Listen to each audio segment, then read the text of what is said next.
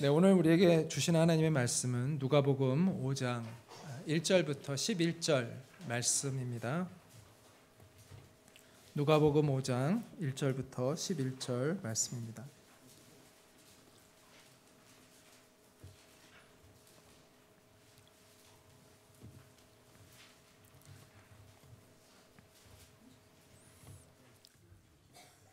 제가 읽겠습니다. 누가복음 5장 1절부터 11절 말씀입니다.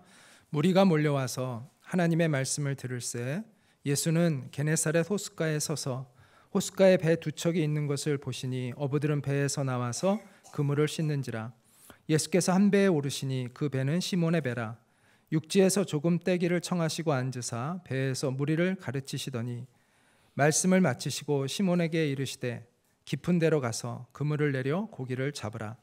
시몬이 대답하여 이르되 선생님, 우리들이 밤이 새도록 수고하였으되 잡은 것이 없지만은 말씀에 의지하여 내가 그물을 내리리이다 하고 그렇게 하니 고기를 잡은 것이 심히 많아 그물이 찢어지는지라. 이에 다른 배에 있는 동무들에게 손짓하여 와서 도와달라 하니 그들이 와서 두 배의 채움에 잠기게 되었더라. 시몬 베드로가 이를 보고 예수의 무릎 아래에 엎드려 이르되 주여 나를 떠나소서 나는 죄인이로소이다 하니 이는 자기 및 자기와 함께 있는 모든 사람이 고기 잡힌 것으로 말미암아 놀라고 세베대의 아들로서 시몬의 동업자인 야고보와 요한도 놀랐음이라. 예수께서 시몬에게 이르시되 무서워하지 말라. 이제후로는 내가 사람을 취하리라 하시니 그들이 배들을 육지에 대고 모든 것을 버려두고 예수를 따르니라. 아멘.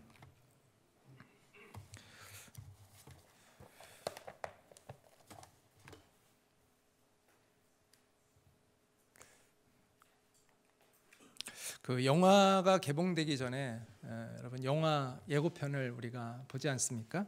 그 예고편을 보면서 우리는 그 영화를 볼 것인가 말 것인가에 대한 결정을 합니다. 그래서 이제 우리가 예고편을 볼 때는 그 예고편 안에는 그 하이라이트들이 담겨져 있죠.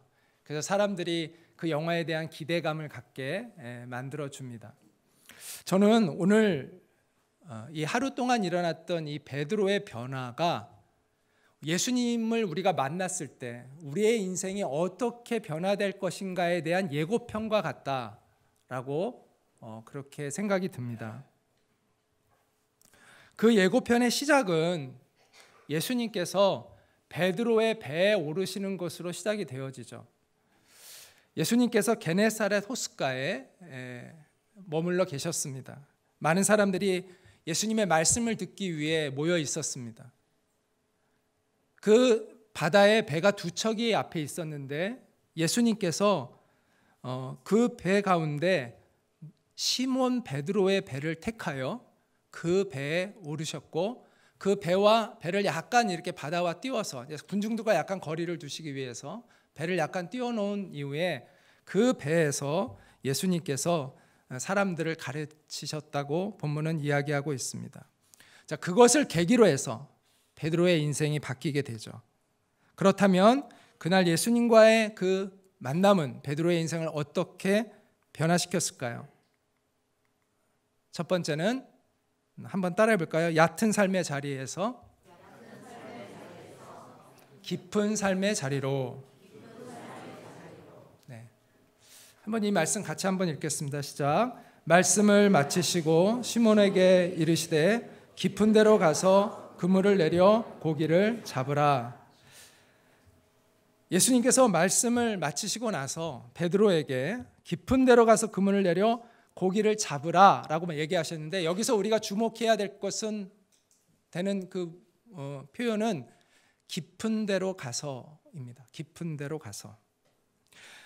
예수님은 베드로에게 물고기를 선물해 주시기 위해서 깊은 데로 가라고 단순히 말씀하신 것이 아니라는 것이죠.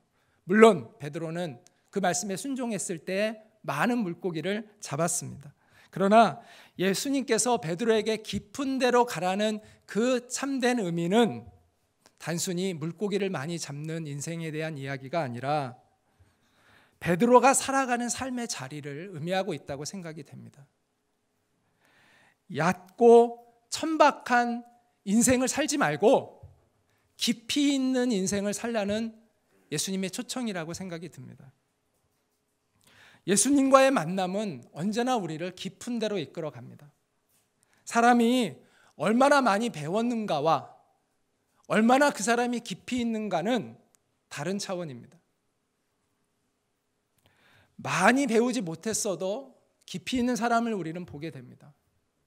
반면에 많이 배워서 박사학위를 가지고 있다 하더라도 깊이 없고 천박한 사람들도 많이 있습니다. 제가 예전에 어떤 대학의 행정간사 일을 하는 분과 이야기를 했는데 그분이 가장 힘든 게 뭐냐면 교수님들이랑 수련회 같은 데를 이렇게 갔을 때 MT 같은 데 갔을 때 제일 힘들대요. 왜냐하면 교수님들이 방 가지고 그렇게 싸운대요.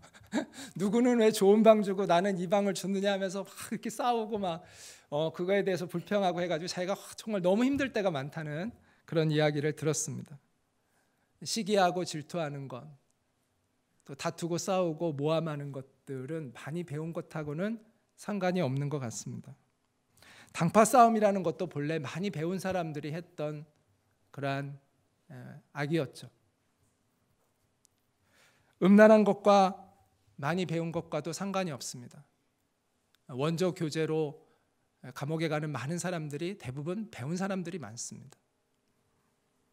또한 뇌물을 받고 부정한 일을 하는 것도 배운 것과 상관이 없습니다. 오히려 크고 악한 부정일수록 지식인들이 많습니다.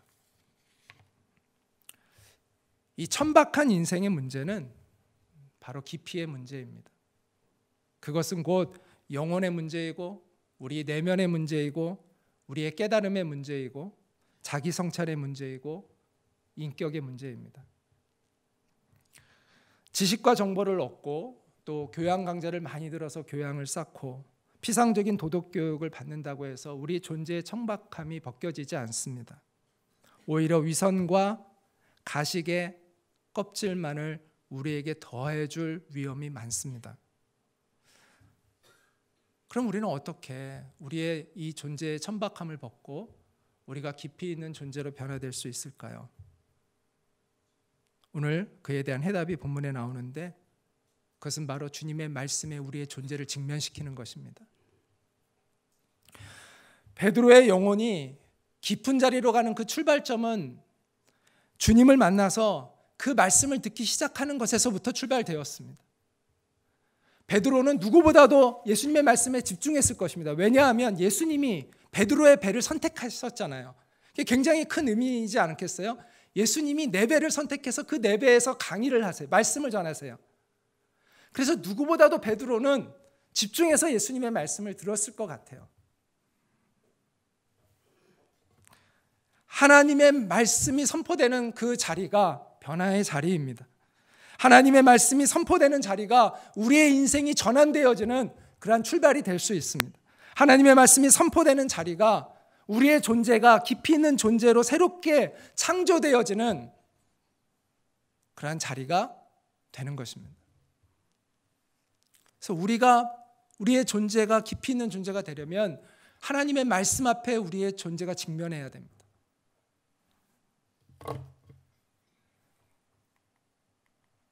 또한 예수님과의 만남은 베드로의 인생을 어떻게 변화시켰습니까? 한번 따라 읽어볼까요? 헛된 수고에서 결실하는 수고로.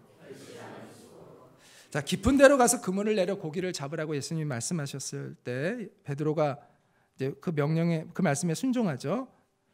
근데 그 베드로가 이렇게 이야기를 합니다. 우리 같이 한번 읽어볼까요? 시작. 시몬이 대답하여 이르되 선생님 우리들이 밤이 새도록 수고하였으되 잡은 것이 없지만은 말씀에 의지하여 내가 그물을 내리리이다 하고. 자, 우리는 여기서 희한한 장면을 보게 됩니다. 어부가 목수의 말을 따라 그물을 내립니다. 베드로의 직업이 어부잖아요. 예수님의 직업은 목수이고요. 그런데 지금 목수가 어부에게 고기 잡는 것을 지금 가르쳐주고 있습니다. 근데 신기하게도 이 베드로가 그것을 순순히 따르고 있다라는 거죠. 왜 그랬을까요? 거기에는 두 가지 이유가 있을 것 같아요. 첫째는 예수님이 뭔가 비범하기 때문에 예수님의 말씀을 함부로 거절하기가 어려웠을 것도 같아요. 예수님의 그 말씀, 예수님의 눈빛, 또 예수님의 어떤 자태가 이게 심상치 않은 보통분이 아니기 때문에 자기가 그것을 다 그렇게 거부하기 어려운 그런 것도 있었을 것 같아요. 그래서 자존심도 강하고 나름대로 오랜 경력을 가지고 있는 그 전문성이 있는 어부였지만 자기의 그것을 내려놓고 고집을 내려놓고 예수님의 말씀을 따르지 않았을까라고 생각이 듭니다. 또 하나의 이유가 있을 것 같아요. 그거는 뭐냐면 베드로가 그 전에 고기 잡는 것을 실패했었기 때문입니다. 만약 베드로가 실패하지 않았다면 예수님의 말씀을 따르지 않았을 가능성이 많죠. 그러나 베드로는 그날 밤이 새도록 애써서 고기를 잡으려고 하였지만 한 마리도 잡을 수 없었습니다. 그런 가난한 마음이 되었기 때문에 그 예수님이 말씀을 베드로가 순종하지 않았을까 이렇게 생각이 됩니다. 그래야 베드로가 말씀에 의지하여 내가 그물을 내리리이다 하죠. 그 결과는 어떻게 되었죠? 한번 읽어볼까요? 시작. 그렇게 하니 고기를 잡은 것이 심이 많아 그물이 찢어지는지라. 이에 다른 배에 있는 동무들에게 손짓하여 와서 도와달라 하니 그들이 와서 두 배의 채움에 잠기게 되었더라. 이처럼 하나님의 말씀은 헛수고하는 우리의 인생을 결실하는 인생으로 만드신다는 사실을 믿으시기 바랍니다. 우리의 경험이 우리의 인생을 승리하게 하는 게 아닙니다. 살아계신 하나님의 말씀이 우리를 승리케 합니다. 우리의 지식이 우리의 인생을 보장해 주는 것이 아닙니다. 생사와 화복을 주관하시는 하나님이 우리의 인생을 보장해 주는 것이죠. 사람들은 흔히 하나님의 말씀이 밥 먹여줍니까? 라고 말을 합니다. 그런데 정말 하나님의 말씀대로 순종하며 살아가는 사람들은 이렇게 고백을 합니다. 하나님의 말씀이 나를 밥 먹여준다고. 사람들은 흔히 성경을 묵상하는 것이 이 세상의 현실의 문제를 해나가는 것과는 상관이 없다고 착각합니다. 그러나 그렇지 않습니다. 어떤 사람들은 오히려 하나님의 말씀을 듣고 그 말씀에 순종하는 말씀을 자꾸 듣고 그 말씀을 자꾸 내가 순종하려고 하면 내가 세상 일을 하는 데 있어서 방해가 된다고 생각을 합니다. 왜냐하면 내 양심이 찔리니까 내가 세상의 원리대로 살지 못하기 때문에 오히려 내가 세상을 살아가는데 많은 방해가 되고 걸림돌이 된다라는 착각을 합니다. 그는 불행한 신앙생활을 하고 있는 것입니다. 그야말로 착각이죠. 하나님의 말씀을 듣고 그 말씀을 내가 묵상하고 그 말씀에 순종하는 것은 우리의 현실의 문제를 해결하는 중요한 열쇠가 되는 것입니다. 리차드 포스터라는 사람이 영적 훈련과 성장이라는 그의 책에서 이런 말을 하고 있습니다. 묵상은 흔히 아주 실제적이며 아주 세속적인 통찰력을 낳는다. 묵상을 통하여 아내는 남편을, 남편은 아내를 어떻게 대해야 하는지에 대한 지침을 얻는다. 또한 민감한 문제나 업무를 어떻게 다루어야 할지에 대한 지침도 얻는다. 묵상은 보다 훌륭한 시각과 균형을 가지고 평범한 세상 속으로 들어갈 수 있게 해준다. 지금 지앤컴 리서치라는 회사를 경영하고 있는 지용근 대표라는 분이 있습니다. 이분은 한국갤럽에서 한 12년을 일을 했고 또 여러분이 잘 아는 좋은 생각이라는 잡지의 사장으로도 있었고요.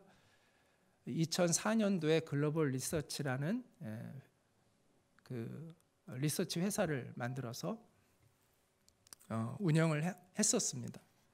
근데 그 당시에 제가 그분으로부터 이야기를 들었는데 이런 이야기를 들었습니다. 모 대기업에서 건설사에 대한 입주자 만족도 조사를 하는 그 제안서를 이렇게 제출하게 이렇게 한 거예요. 그래서 여러 이제 리서치 회사들이 거기에 이제 경쟁을 해서 그 제안서를 제출을 했다고 합니다. 당시에 이분이 창업한 글로벌 리서치는 매우 제일 규모가 작은 그 다른 회사들에 비해서 제일 규모가 작은 그러한 회사였지만 이분은 자신감이 있었다고 합니다. 왜냐하면 그 전에 한국갤럽에서 그런 일들을 해왔고 최고의 전문가 중에 한 사람으로 자기가 인정받는 그런 사람이었기 때문에 자기는 자신감이 있었고 또 열심히 기도했고 최선을 다해서 정말 프리젠테이션을 잘 했다고 합니다. 그런데 결과는 다른 회사가 됐어요.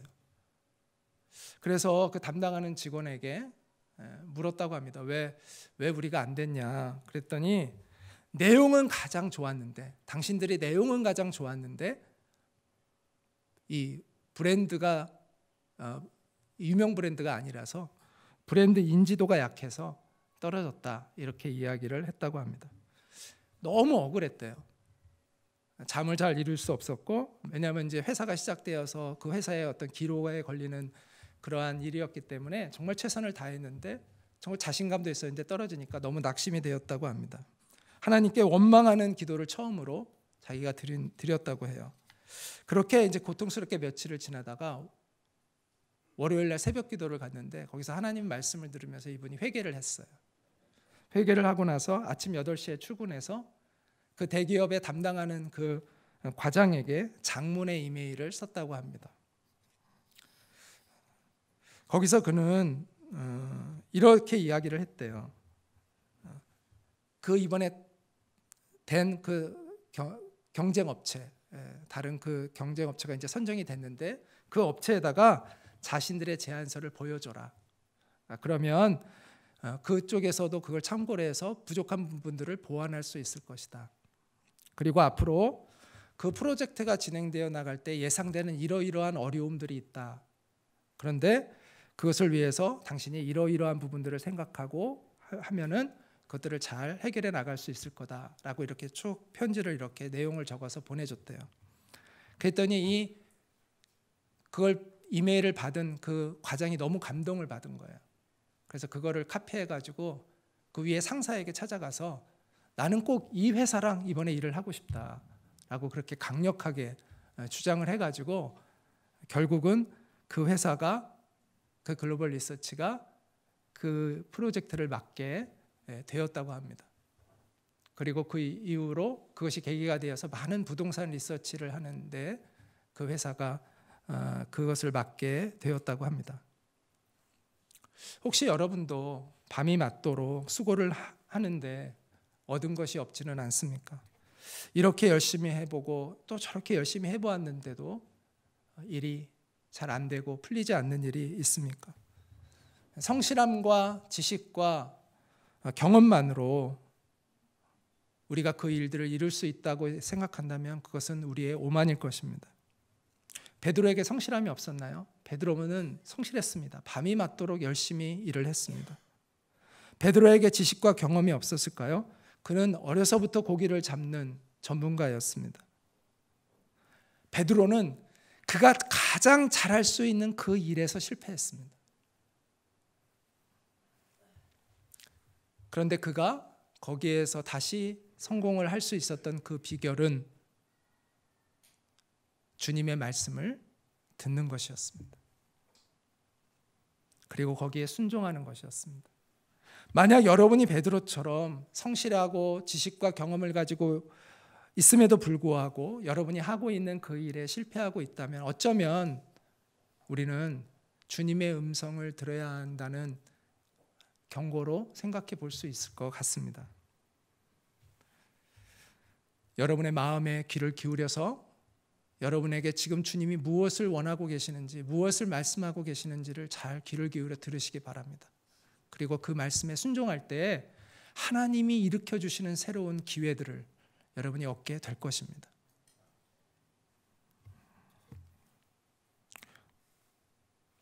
자, 세 번째로 그날 예수님과의 만남은 베드로의 인생을 어떻게 변화시켰을까요? 한번 따라 해볼까요? 거짓된 존재에서 진실한 존재로. 네, 오늘 말씀 같이 읽겠습니다. 시작.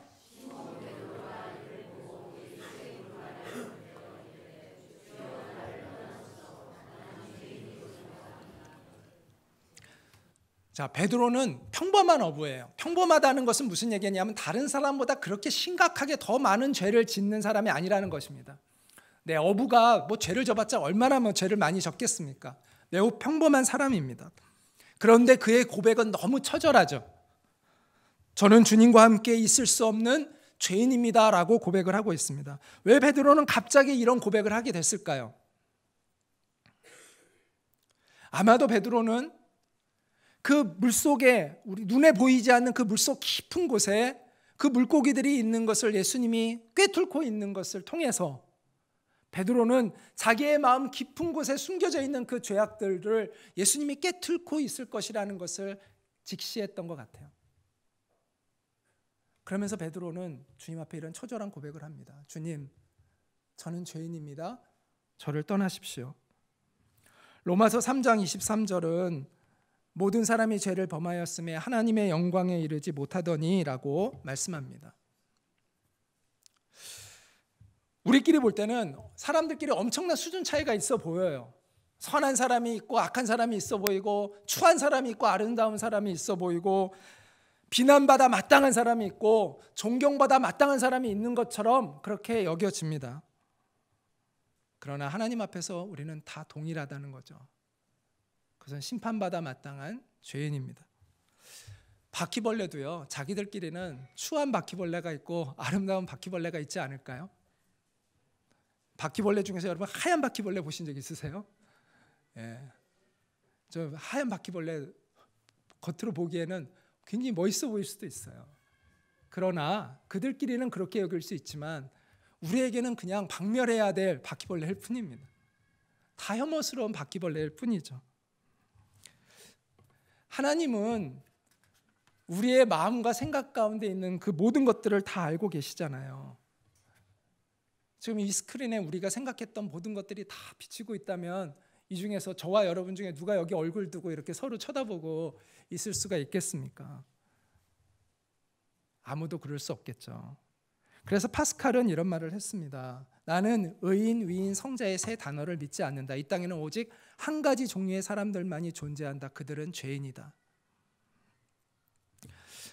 우리가 정말 정직해진다면, 우리 스스로에게 정직해진다면 우리가 추한 죄인이라는 것을 인정하지 않을 수 없을 것입니다. 그런데 이상하게도 사람들은 그와 같은 진실에 직면하기를 참 싫어합니다. 그런데 주님을 만나면 우리가 진실해집니다. 정직해집니다. 빛을 받으면 어두움이 비로소 깨달아지듯이 우리가 밝은 빛이 있지 않을 때는 어두운데 어두운 줄 잘 모르고 있잖아요. 그러다 갑자기 확 그게 밝아지면 아, 내가 이렇게 어두운 데 있었어? 라고 깨닫게 되듯이 우리가 주님을 만나면 우리의 영혼이 얼마나 어두운 영혼이었는가를 깨닫게 됩니다. 어떤 사람은 과거에 지은 죄들을 잊고 살라고 말을 합니다. 그런데 죄를 잊고 산다고 해서 죄로부터 벗어나는 게 아닙니다. 오히려 죄를 잊고 살면 우리의 마음 깊은 곳에서 그 죄가 우리를 계속해서 지배하고 살아갑니다. 그래서 죄는 그냥 잊고 산다고 해결되는 게 아닙니다. 또 어떤 사람은 죄를 계속 기억하라고 얘기합니다. 그건 자기 학대입니다. 죄를 계속 기억한다고 해서 죄로부터 해결되어지는 것이 아닙니다. 죄로부터 해결되는 것은 유일한 길은 예수님 앞에 우리의 죄를 고백하는 것이죠. 왜냐하면 예수님만이 우리의 죄를 용서할 수 있는 권세를 가지신 분이시고 우리를 그 죄로부터 자유케 할 수 있는 권세를 가지신 유일한 분이시기 때문이죠.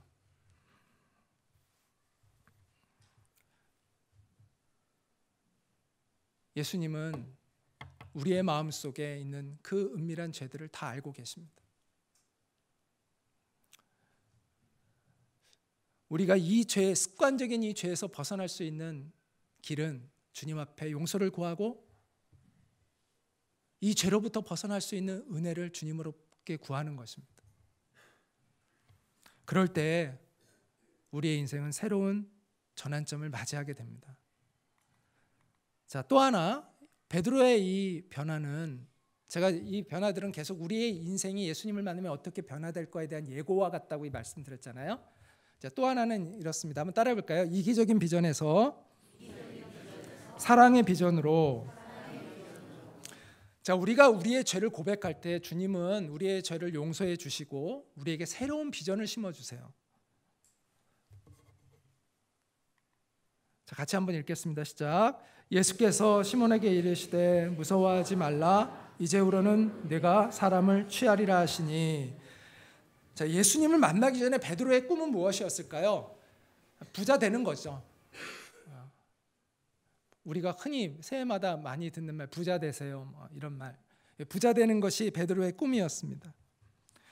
물고기를 많이 잡아서 베드로를 여러 척 두고 부자가 되는 것이 그의 꿈이었을 것입니다. 그런데 예수님을 만나고 나서 베드로의 꿈이 바뀝니다. 사람을 낚는 어부가 되는 그런 꿈을 갖게 됩니다. 예수님께서 내가 사람을 취하리라 라고 말씀하셨잖아요. You will catch men. 네가 사람을 낚는 사람이 될 것이다. 이 말은 곧 네가 사랑하는 사람이 될 것이다 라는 말과 동일한 말이라고 저는 생각합니다. 사람을 얻는다는 것은 그 사람을 사랑하기 때문에 얻을 수 있는 거거든요. 그 서울여대 교수인 장경철 교수님의 강연 중에서 이런 말을 들은 적이 있습니다. 사랑은 상대방의 좋은 점을 바라보고 그 상대방으로부터 좋은 반응을 이끌어내는 능력이다, 이렇게 이야기하더라고요. 좋은 점을 바라볼 수 있는 게 사랑의 능력이라는 거예요. 그럴 때 그로부터 좋은 반응을 또 이끌어낸다는 것이죠. 사랑의 능력은요, 관계의 능력이라고 이야기할 수 있습니다. 우리가 정말 진정한 그리스도인이 될 때 우리는 이런 사랑의 능력을 갖게 됩니다. 그 사랑의 능력을 가질 때 우리는 사람을 낚는 어부가 될 수 있다는 것이죠. 그래서 사람을 낚는 어부가 된다라는 것은 사랑하는 사람이 된다라는 것이라고 저는 생각합니다. 주님은 이기적인 꿈을 가지고 살아가는 우리를 변화시켜서 사랑하는 꿈을 갖게 하신다는 것이죠.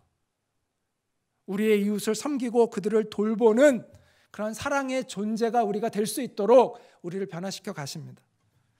제가 청년부 목사로 있을 때 제가 그 청년부 모임을, 소그룹 모임을, 예배 끝나고 나서 소그룹 모임을 하기 전에 다음과 같은 구호를 우리 청년들과 함께 외쳤습니다. 제가 먼저 이렇게 외쳤는데요. 그 다음에 다음 구절 나오면 여러분이 한번 외쳐주세요. 십자가는 하나님의 피 묻은 사랑입니다. 이제 우리 모두의 꿈은 이렇게 외치고 나서 우리가 소그룹 모임을 갔거든요. 십자가는 하나님의 피 묻은 사랑입니다. 그 사랑이 우리를 변화시켰습니다. 이제 우리 모두의 꿈은 십자가에서 새롭게 발견될 것입니다. 여러분은 십자가에서 새롭게 발견된 꿈을 가지고 있습니까? 아니면 과거에 가졌던 이기적인 꿈을 아직 버리지 못하고 있습니까? 이 헨리 듀런트라는 스위스의 은행장이 있었습니다. 그는 당시에 전 세계를 석권했던 나폴레옹을 만나고자 하는 꿈을 가지고 있었습니다. 그 사람이 나폴레옹을 만나고자 하는 건 두 가지 이유가 있었는데, 하나는 스위스와의 경제적인 협력을 프랑스와 이루고자 하는 꿈이 있었고, 또 하나는 나폴레옹을 존경했기 때문에 개인적으로 이 나폴레옹을 꼭 만나고 싶은 그런 바람이 있었습니다. 그는 운이 좋게 이제 경제사절단에 뽑혀서, 스위스의 경제사절단에 뽑혀서 나폴레옹을 만나러 프랑스에 가는 사절단에 속하게 되어서 그것을 도착을 했는데, 안타깝게도 전쟁이 일어나는 바람에 나폴레옹을 만날 수가 없었습니다.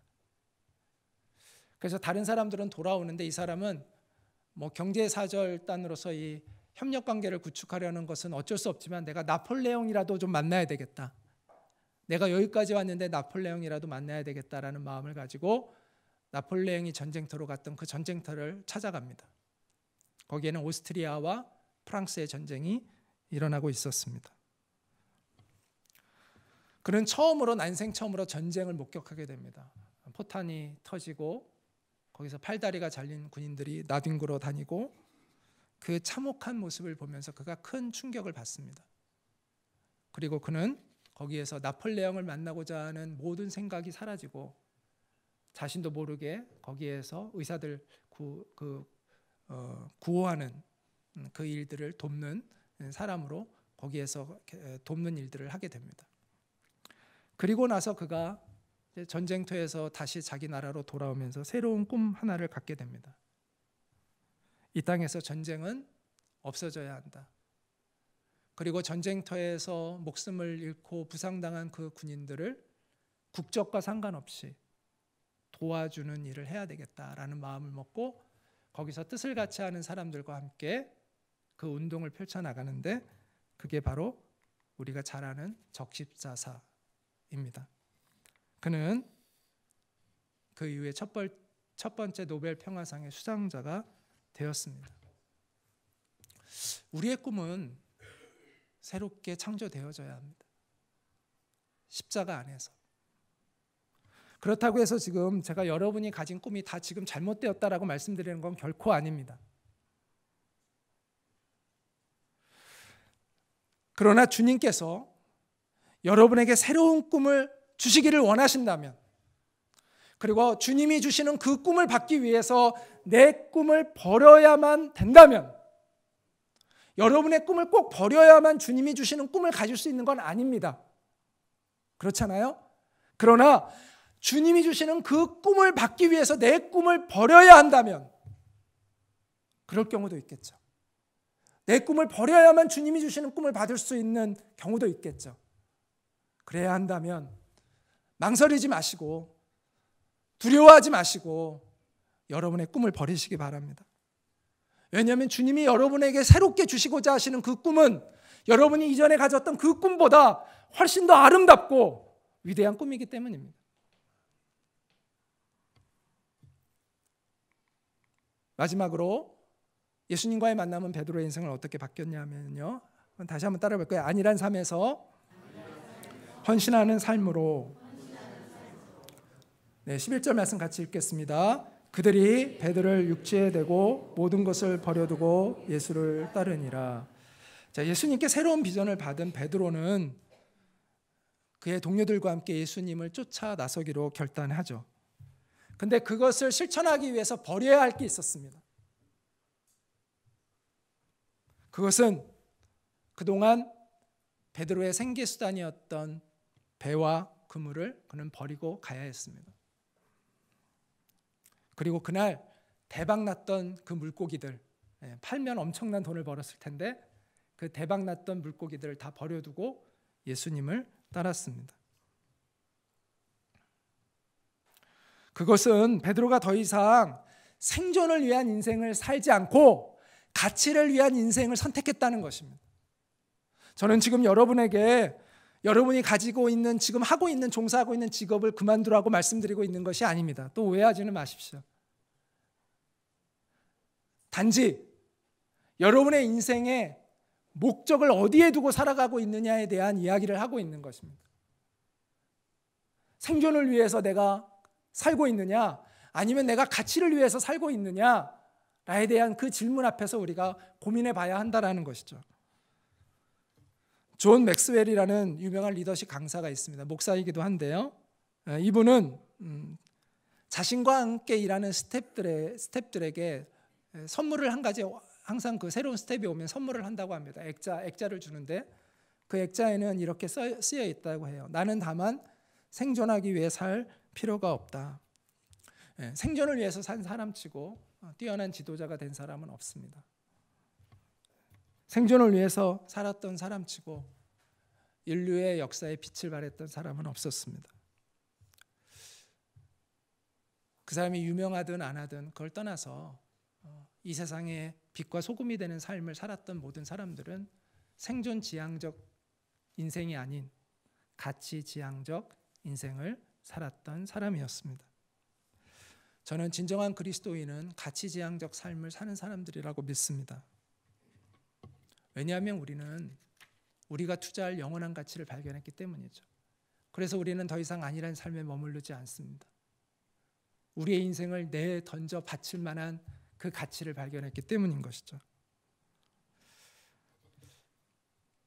많은 사람들이 이 복음을 위하여 헌신하는 것에 대한 두려움을 갖습니다. 왜냐하면 헌신하면 자신이 무슨 손해를 크게 보는 것 같은 생각을 합니다. 그러나 저는 이렇게 말씀드리고 싶습니다. 헌신해서 손해보는 것보다는 헌신하지 않아서 손해보는 것이 훨씬 많다는 것이죠. 헌신하지 않는다면 그 사람은 살아계신 하나님을 경험할 수 없습니다. 하나님께 쓰임받는 영광을 알 수 없습니다. 하나님이 주시는 그 참된 기쁨과 만족을 경험할 수 없습니다. 헌신하지 않음으로 받는 손해가 훨씬 큰 것입니다. 그래서 예수님은 우리에게 헌신을 구걸하시지 않습니다. 제발 날 좀 따라줄래? 이렇게 말씀하시지 않습니다. 주님은 너무 당당하게 나를 따라오라고 말씀합니다. 누구든지 나를 따라오려거든 자기를 부인하고 자기 십자가를 지고 나를 따를 것이니라. 누구든지 제 목숨을 구원하고자 하면 잃을 것이요 누구든지 나를 위하여 제 목숨을 잃으면 찾으리라. 너무 당당합니다. 왜 그럴까요? 이 길이 사는 길이기 때문을 아시기 때문이죠. 이 길이 우리를 영광스럽게 하는 길인 것을 주님은 아시기 때문입니다. 그래서 주님은 우리에게 헌신을 구걸하시지 않습니다. 너무 당당하게 요구하십니다. 너는 십자가를 지고 나를 따르라.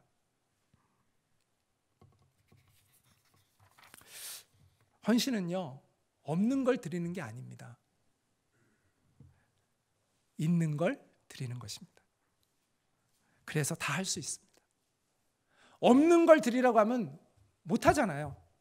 그런데 헌신은 없는 걸 드리라는 것이 아니라 있는 걸 드리는 것입니다. 있는 것을 누구나 할 수 있습니다. 그냥 내가 가지고 지금 있는 걸 드리는 것입니다. 내가 가지고 있는 시간을, 또 내가 가지고 있는 그 은사와 재능을, 또 내가 지금 하고 있는 그 비즈니스를 나의 몸을 주님께 드리는 것입니다. 그러면 우리가 상상할 수 없었던 하나님의 역사들을 우리는 경험하게 됩니다. 우리의 크기로 인생을 살지 않고 하나님의 크기로 우리의 인생을 살아가는 그 은혜를 경험하게 됩니다. 아브라함의 인생이 그런 인생이 아니었습니까? 모세가 그런 인생을 살지 않았습니까? 바울도 그런 인생을 살지 않았습니까? 마더 테레사 그 작은 여인도 그런 인생을 살지 않았습니까?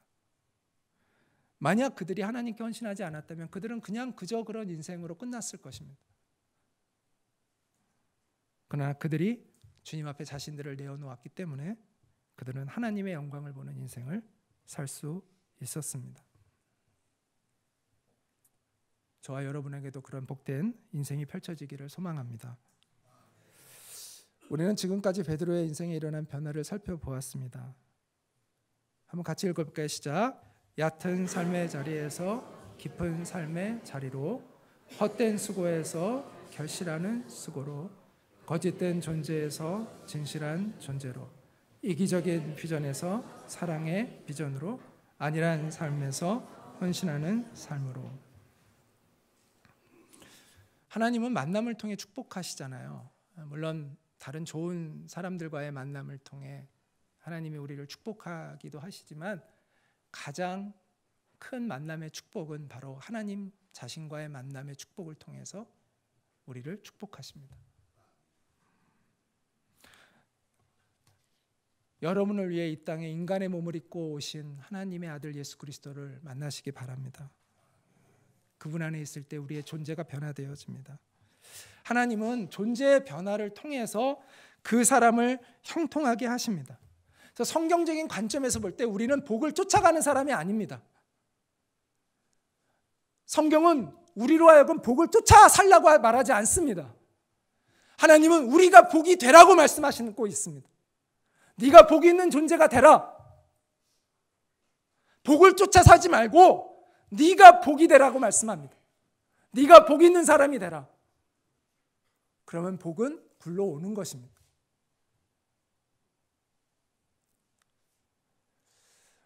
오늘날 우리 이 세상에는 그 축복을 감당할 수 없는 너무나 빈약한 존재이기 때문에 축복, 성공이 왔을 때 타락하는 수많은 사람들을 보게 됩니다.